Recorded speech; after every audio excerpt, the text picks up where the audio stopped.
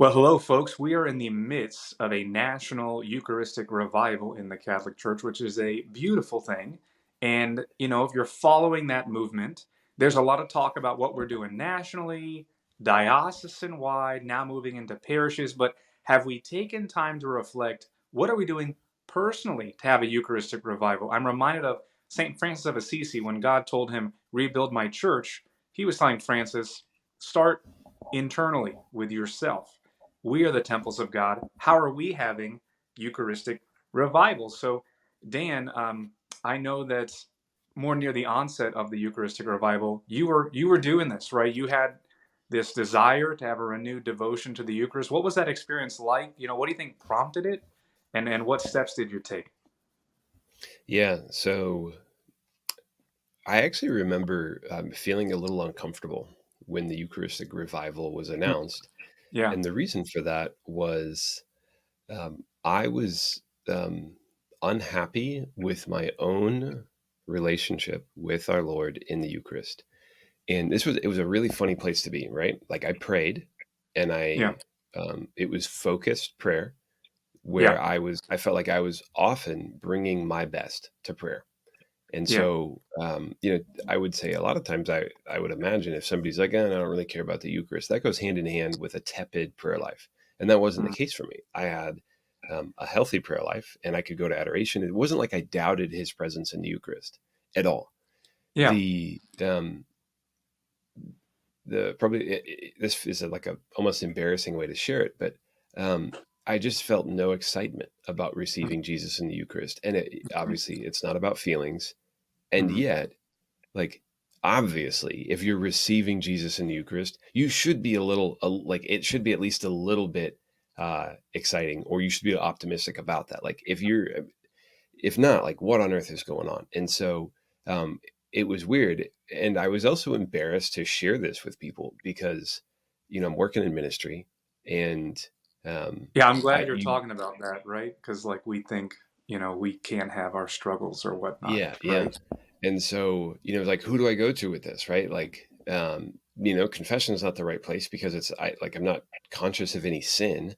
Um, and I Yeah. ended up eventually bringing it up.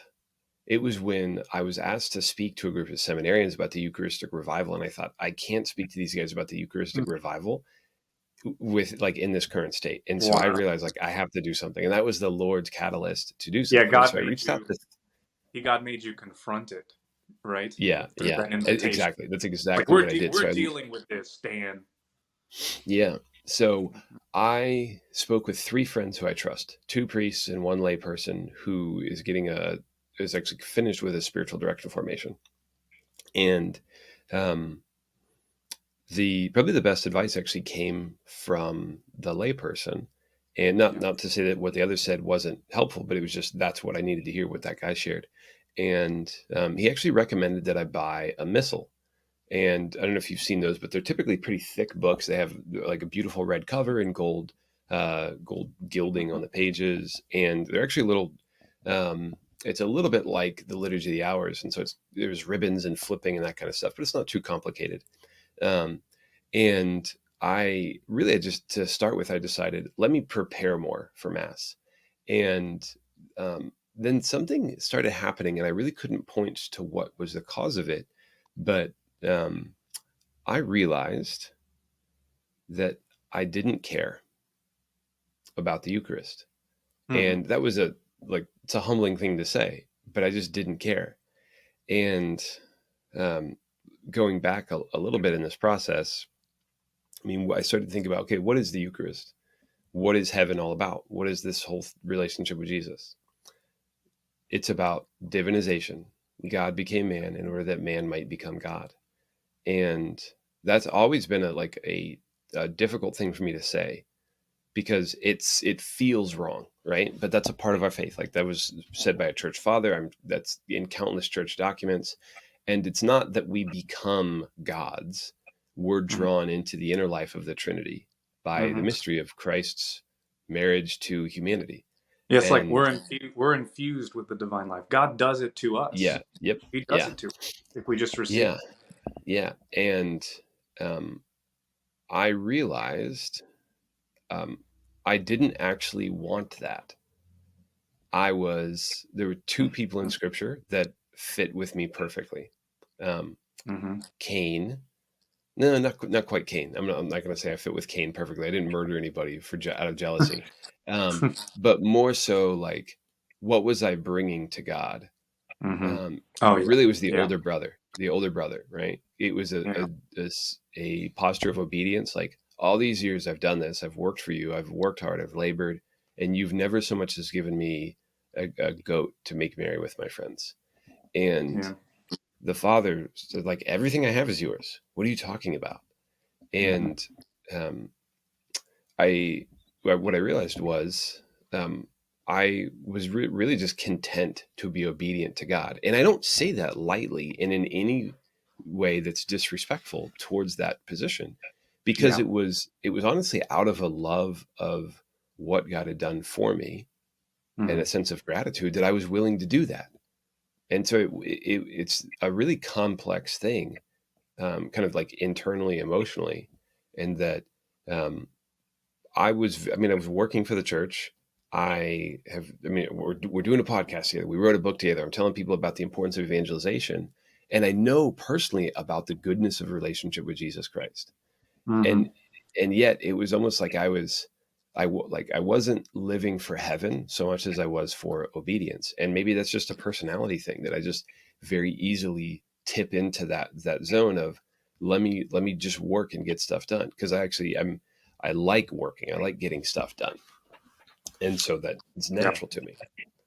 But I started thinking about the word care, and um, the word deliberate. So deliberate um, means from freedom or with freedom. And um, it really, like, another idea there is to ponder, right? Am I pondering what's going on? Am I um, intentional about um,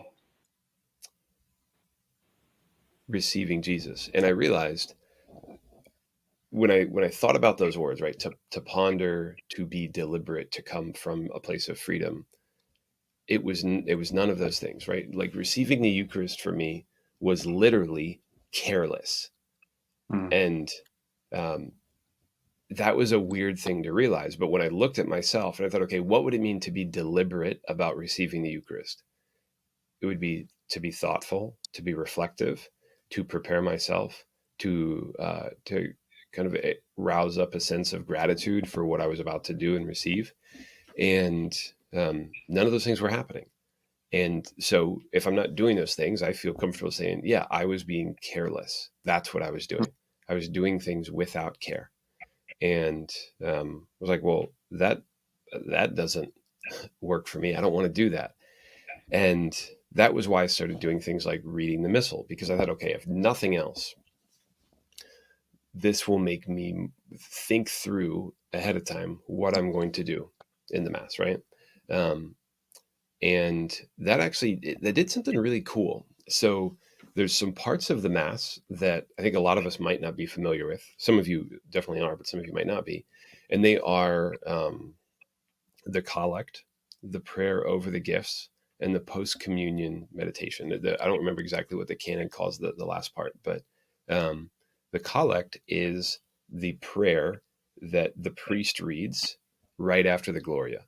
And I think it's so easy to miss because the Gloria is a routine prayer. We know it, right? Yeah. Oftentimes we space out when that's happening. I don't know about you. I space out a lot during Mass. And I have to, like, intentionally and deliberately, carefully draw my attention back to focus. And um, what reading the collect ahead of time did was, it kind of, like, there's always a slight, subtle change there saying, Lord, this is what we are praying for today. And it was like a little anchor for me, right? You go to Mass and you're like, okay, I'm going to pray for the world, right? Well, the world's too big. I can't like I can't think of anything to pray specifically often when somebody's like, oh, pray for whatever, and they don't. It's almost like a platitude, and it's not specific and it's not personalized. But then this collect will usually have some beautiful wording of one of the aspects of salvation. And that focuses me for Mass, at least for a little while.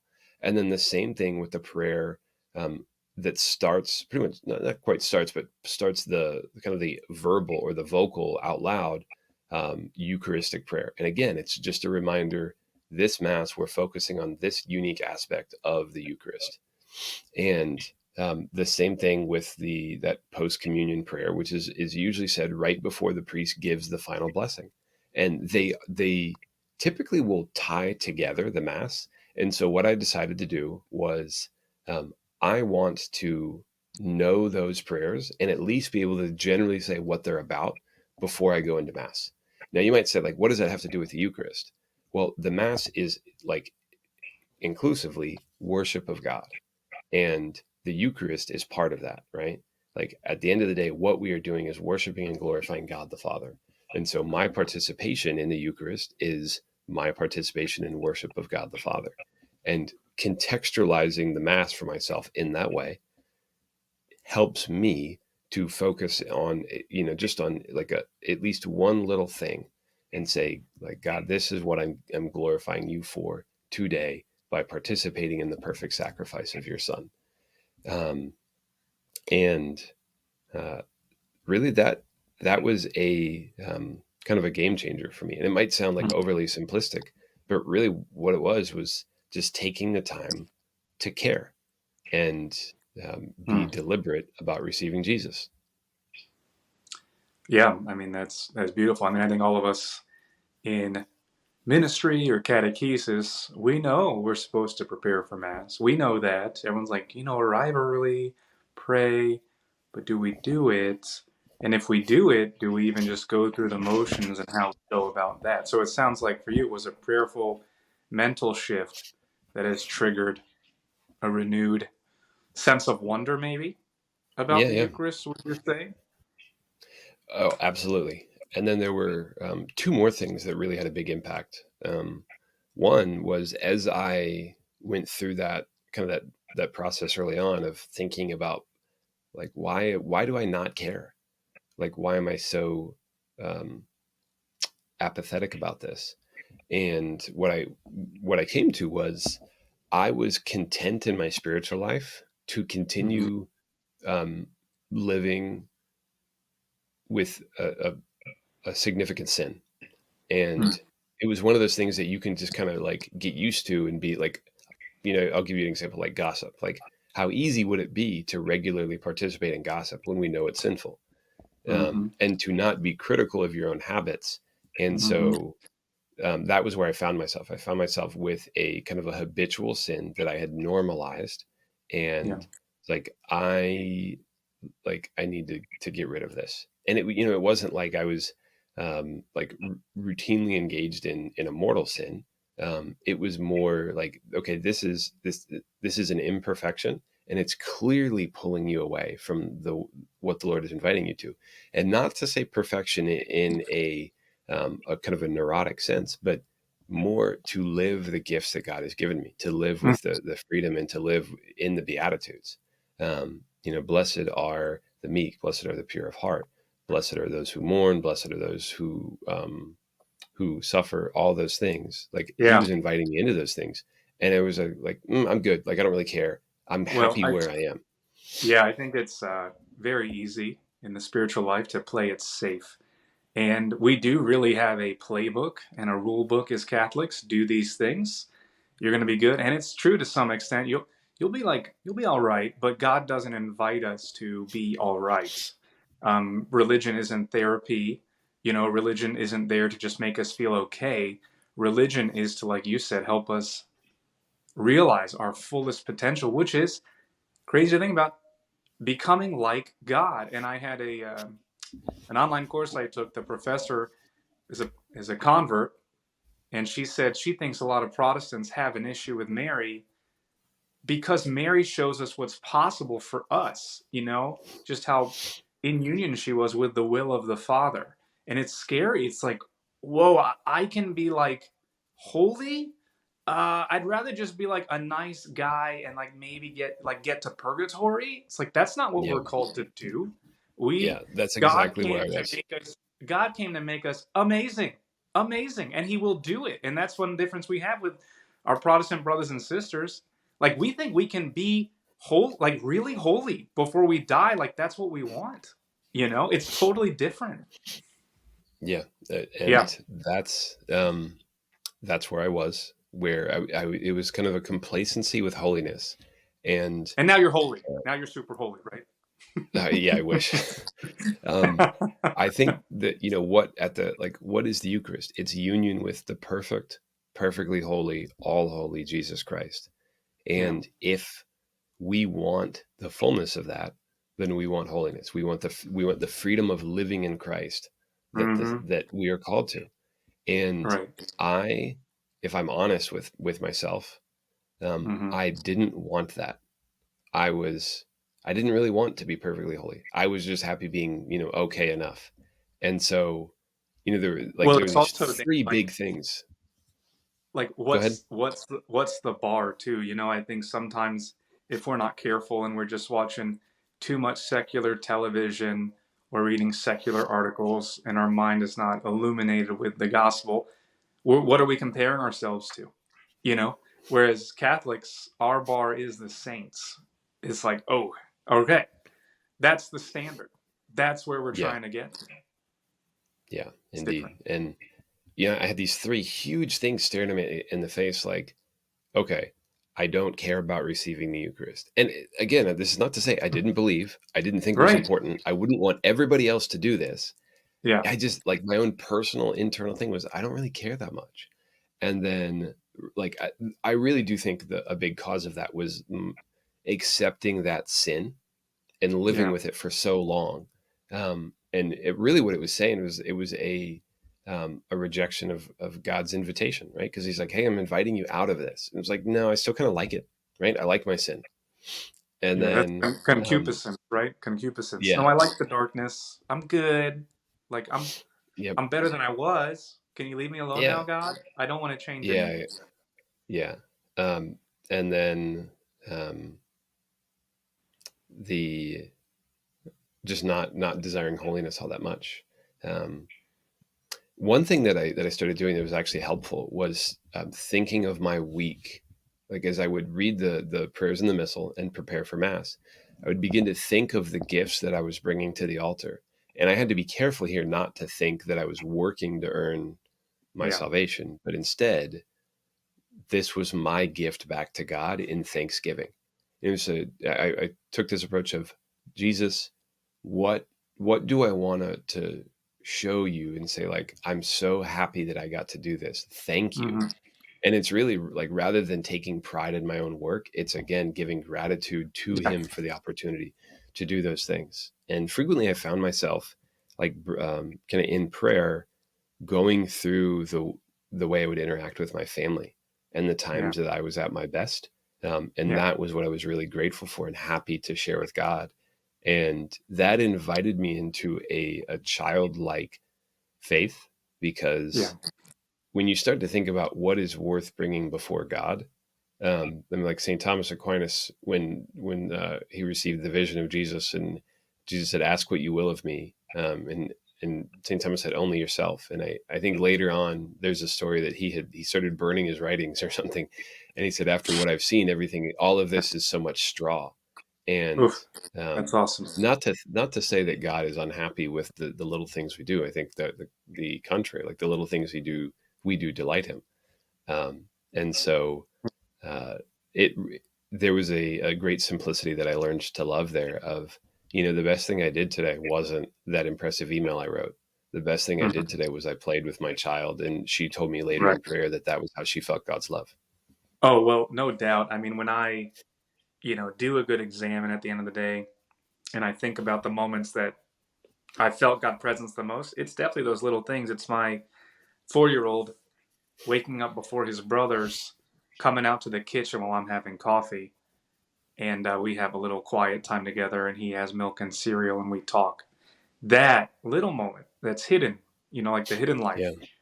Yeah. that is the treasure each day. So I think you bring up thank you for sharing. I think the big thing you brought up that I'm thinking about that I think applies to all of us is a personal Eucharistic revival should increase just our sense of wonder and amazement about the sacrament. It may not be for each of us going to Mass more, but when we go, to really be amazed at what is taking place. I think God would be more delighted in that than a tally mark of how much we're there. Yep. Not that we Yep. want to like go as much as you can, but if we could just have a greater appreciation of the times we're already going, yeah, that would be a game changer for sure. Yeah. Indeed. Well, thanks for Well, asking about that, Justin. oh yeah. Well, I know you've mentioned it before. We and God is good. We're recording this during Holy Week, and we're going to share this episode the week at Easter, the first week. No, the second week of Easter. This will go out, but we're going to be in the Easter season. I think that's a great time for everyone to think about a Eucharistic revival because I think as Catholics, I know I'm guilty of this. So much effort in Lent, right? And Lent is a time of dryness. We forget about Eastertide, 50 days of joy, renewal, wonder, amazement, at the resurrection. And we have our Lord's body present with us each and every Eucharist. So I think it's a great time for us to think about a Eucharistic revival and how we can cultivate that. So maybe Dan, we can end this episode with giving people some practical ways to cultivate a Eucharistic revival in their lives that they can practice and then share with others. So, Dan, what are like a couple things you would recommend people do to have a personal Eucharistic revival? Um, I think this is two parts of the first piece. Ask yourself if you care, and if you care enough. Are you being deliberate, or are you being careless? And if you're being careless, then find ways to be more careful or deliberate with receiving the Eucharist.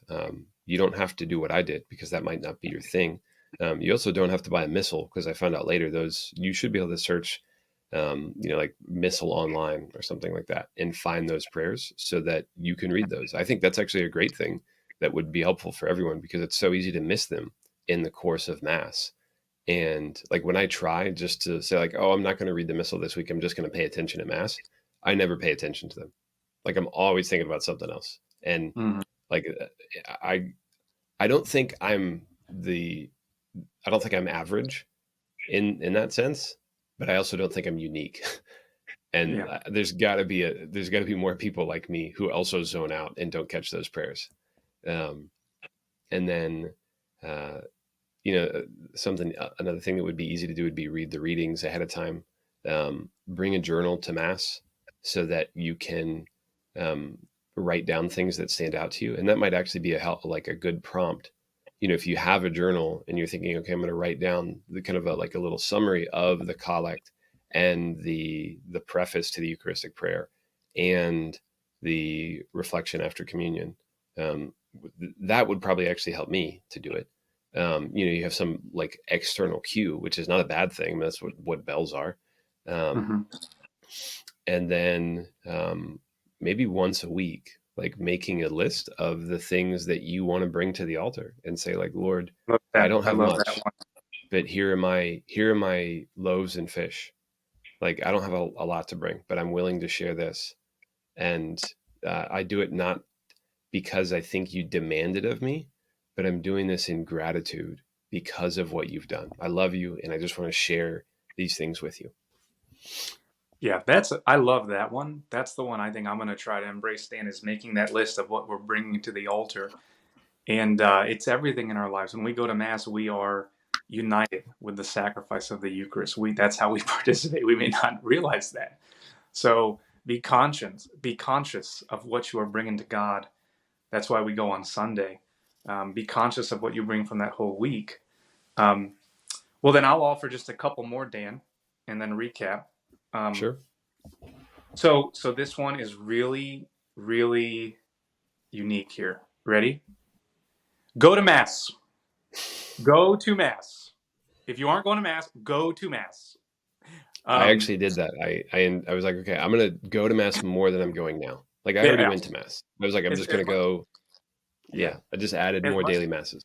well as much as I like I think it's two parts. One is if you have a renewed sense of wonder of what's happening at mass, you're gonna want to go more. But really, I think we take for granted people are going to mass. I was a bit scandalized once at this event for catechists, and the catechists were making renewal, like promises to grow their faith. And one catechist said, I am going to go to Mass most Sundays a month. And I was a bit scandalized. I thought, okay, we're handing on the faith, and we ain't even going to Mass every Sunday. So we got to start with that. We have a mutual friend, Dan, that's a priest that had bumper stickers. Someone made bumper stickers for him that says, Catholics go to Mass. So, yeah, if I'll tell you after the episode which priest this is, it would not surprise you, but it's like Catholics go to mass. And what do Catholics do? Catholics go to mass. Don't forget that's core to our identity. So I would say go make sure you're going to mass on Sunday, and then as you renew your devotion, just make an easy goal of okay, I'm going to add one more mass a week. I've had different times in my life where it was easy to go to mass daily, but then other times it wasn't. So I'll tell a funny story. So Saint Gianna Molla, beautiful saint, there's a shrine to her here locally where I'm living. And what I really enjoyed was I went to visit it with my family, and they have plaques about her life. And as at the beginning of the plaques, okay, she's a saint, everybody, and she raised a family. But this is what's great. At the beginning of the plaques, it says she would go to mass daily. Later on, when she has a family, it says she goes to mass most days, but still prays every day. Because life gets hard. You have different seasons, but make a goal. Maybe it's like I have a friend with a big family, and they would go every Wednesday evening to mass in addition to mass on Sunday because there was a like 5:30 p.m. mass that he could get to and the whole family. So make it a goal of like just add one. Um, then the second thing I would say, it's very simple, is to pray for the graces. Like just ask God for this. Like, all right, God, help me. Help me have a renewed sense of devotion to the Eucharist. And God will show up. Um, and then I'll just add one more actually, Dan. Go to confession.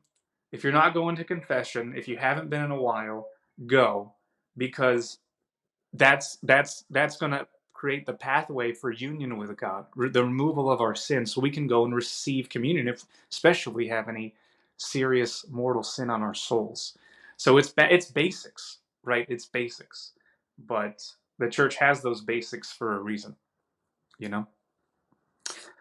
All right, so I'm gonna recap the personal Eucharistic revival. Number one, you said ask that question: do you care? And like be honest, make time and space for that dialogue with the Lord. Number two, the readings ahead of time to prepare for Mass. And number three is also about preparing for Mass. List of things you're bringing to the altar. I love that one, Dan. Imagine if we all did that. That would be so good. So good. And then go to Mass. So the first three, it's cool how it worked out. Then the first three are about preparing. Then for this, go to Mass, then and pray for those graces to really have that renewed sense of wonder, and make sure you're going to confession regularly to clear that sin from your soul so you can participate fully and receive our Lord in the Blessed Sacrament. Yeah. So, Justin, what are you? I'm going to put you on the spot here. What are you bringing to the altar in thanksgiving to God this week? Oh man. Um definitely this podcast is one thing. I mean, we're getting near our 100th episode. Our next episode is number 100, Dan. What a journey it's been. It's opened doors for you and I that I didn't expect. And yeah, like God it just has kept us going in it. So in all honesty, my friend, this podcast is one as we prepare for the 100th episode. That's cool. That's really How about fun. yourself? Yeah. Um, oh man, I put you on the spot, but not on the Yeah. You spot. like that boomerang. Um, yeah.